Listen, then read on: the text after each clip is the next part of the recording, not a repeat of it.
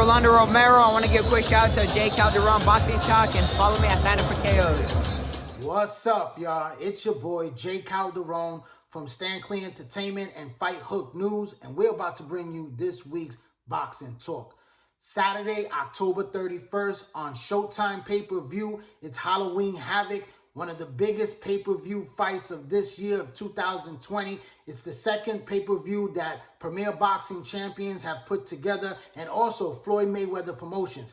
Gervonta Tank Davis, a three-time world champion in two different weight divisions, is taking on Leo Santa Cruz, a four-division world champion, in a very good, intriguing matchup. This fight is going to be taking place at 130 pounds, but two titles will be on the line. It will be Gervonta Tank Davis, 135-pound lightweight secondary WBA title, and also on the line is the WBA junior lightweight title at 130 pounds that Gervonta Davis gave up to move up in weight, and Leo Santa Cruz was able to pick up that title. So both titles are going to be on the line. This hasn't happened since Sugar Ray Leonard in the 1980s fought as the super middleweight champion at 168 pounds and took on 175-pound light heavyweight champion Donnie Lennon. Now, these guys were able to fight for both titles at the same time, and it was quite unusual back then. Now, many years later, it's about 35 years later, we're seeing Gervonta Tank Davis and Leo Santa Cruz doing the same thing. The fight is contracted at 130 pounds. And we know that Gervonta, throughout his career has struggled with weight. He's missed weight several times. There is a big, hefty fee if he cannot make the 130-pound limit.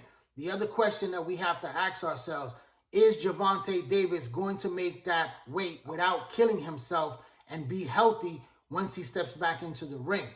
These are questions that need to be answered. There's been rumors that Gervonta Davis has not been on target for that weight. We're going to see if this fight goes the distance, how will his body react in a tough, grueling fight? Because we know Leo Santa Cruz is a workhorse. This man puts in consistent, relentless attack to the body and head with perfect combinations. He's an excellent counterpuncher, but he's also a guy that comes forward and he likes to put a lot of pressure on his fighters and break his man down with his volume of work. This guy throws a heavy volume of punches, sometimes more than 100 punches in a round. And, even though Leo's the smaller man against Gervonta, Tank is a very quick, explosive type fighter. So he's going to try to go in there and go for the knockout very early. Within the first 3 rounds, he's going to try to blow out Leo Santa Cruz. Cruz has never been stopped before. He has a great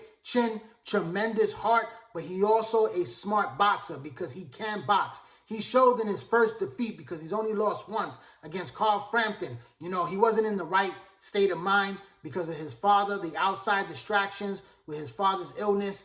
He came in there, he fought his heart out, but he came up short.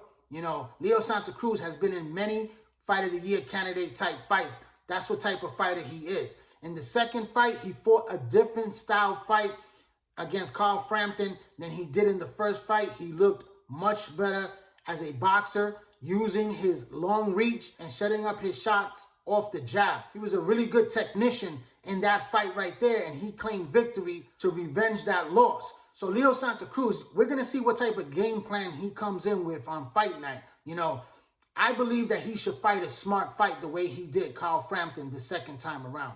He can't go in there trying to muscle Gervonta Tank Davis, at least for the first half of the fight. The strategy should be use that long reach, use those jabs, go to the body, set up your punches with your combination, and move. Don't stand right in front of Tank, because Tank is a very hard-hitting puncher, an explosive fighter that could possibly put down Leo Santa Cruz. We know Cruz is going to be able to take a lot of those shots, and he's going to eat some big, heavy punches.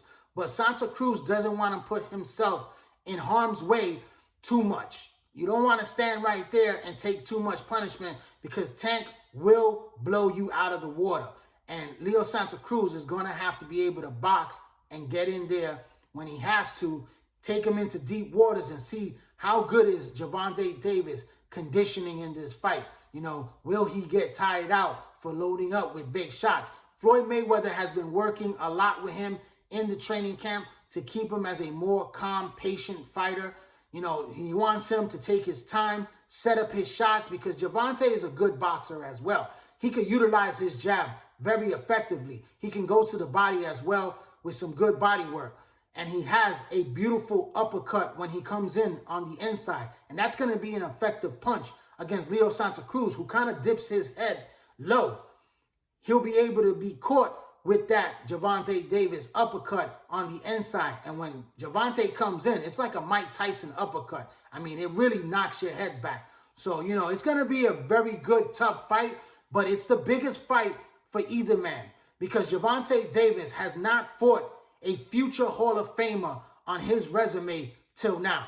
You know, Yorkis Gamboa is the biggest name that Gervonta Davis has faced throughout his entire career. You know, he's fought some decent fighters like Jose Pedraza, you know, but he hasn't fought anybody on the caliber of a Leo Santa Cruz. And Cruz, for all the guys that he has fought, guys like Abner Maris, Carl Frampton, you know, is facing the toughest challenge of his career. A lot of people have said that he ducked Guillermo Rigondeaux, that he ducked Gary Russell Jr. You know, those were big fights, opportunities that he had, and he could have taken those fights, but they never came about.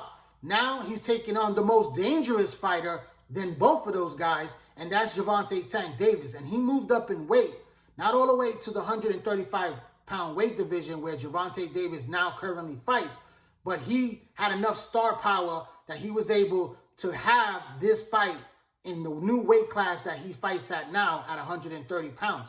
So, you know, that kind of evens out the playing field because, like I said before, Gervonta has had a lot of trouble throughout his career making weight. And they put stipulations where he's going to pay a very hefty fine if he cannot make the weight of 130 pounds. So, you know, it kind of evens it out. I see this fight as a 50-50 fight in my book. You know, Gervonta is going to have to strike early within the first 3 rounds to really try to blow out Leo Santa Cruz. Something like we saw, you know, Johnny Gonzalez when he knocked out Abner Mares in the first round. We're going to have to see some type of explosiveness like that from Gervonta Tank Davis. And it's very possible because Davis is a hard puncher. And he's blown guys out of there. He has that type of knockout power that he can end this fight at any moment, especially very early in the fight. He's going to have to catch Leo Santa Cruz cold. But if Leo can get into cruise control right after the 5th round, you know, it's going to be a tough, long night for Gervonta Tank Davis because Leo's going to work him on the inside, on the outside. He could switch it up. You know, he could put those punches together very nicely. He could also come inside with his own uppercut. And if Tank is not ready, if he's not 100% focused or 100% in top condition, then he's going to have very bad performance going down the stretch.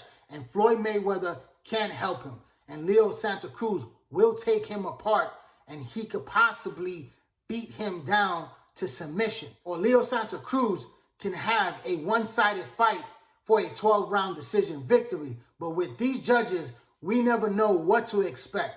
You know, so Leo Santa Cruz, best bet is to try to stop Gervonta Tank Davis in the later rounds, you know, by wearing his man down with high volume, you know, pinpoint accuracy. Like I said before, Gervonta Tank Davis, his window of opportunity should be the early rounds. The early, the better. But he still has that explosive knockout power that it could come at any time of the fight from the 1st round to the 10th or even the 12th round. You know, but it's depending all on the conditioning of Gervonta Tank Davis. You know, I respect Gervonta Tank Davis. I'm more of a Leo Santa Cruz fan, so I'll be pulling for Leo Santa Cruz to become a 5-division world champion. As a Mexican-American, only Oscar De La Hoya is the only man to win titles in 5 weight classes. And of course, he ended his career as a 6-division world champion.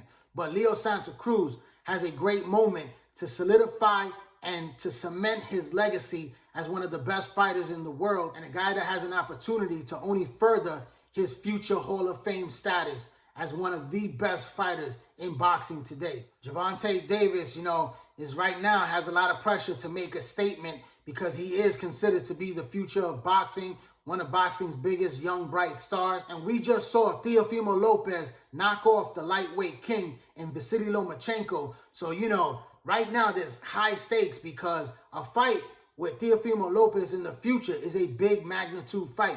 He has other options with guys like Devin Haney and also Ryan Garcia. Those are other guys that would like to fight Gervonta Tank Davis because Davis is a big money fighter. You know, Mayweather Promotions and PBC like to put a lot of money behind their man. And Gervonta Davis does bring that star power, even though Ryan Garcia has a much bigger fan base and he's also a young, hungry, rising star in the same weight division. And also Devin Haney out there, you know, even though he doesn't have that big fan base like Ryan Garcia or Gervonta Tank Davis, you know, he's still a big player in the division, perhaps one of the best lightweights in the division. And he also has that big bank account with DAZN that could put a lot of money on the table as well. It's very interesting. There's a lot of good fighters in the lightweight division right now. This is like, you know, back in the 1980s when you had Sugar Ray Leonard, Tommy Hearns, Marvin Hagler, and Roberto Duran all fighting in the welterweight division. And we have the welterweight division today where you have Errol Spence, Keith Thurman, Danny Garcia, and also Terrence Bud Crawford.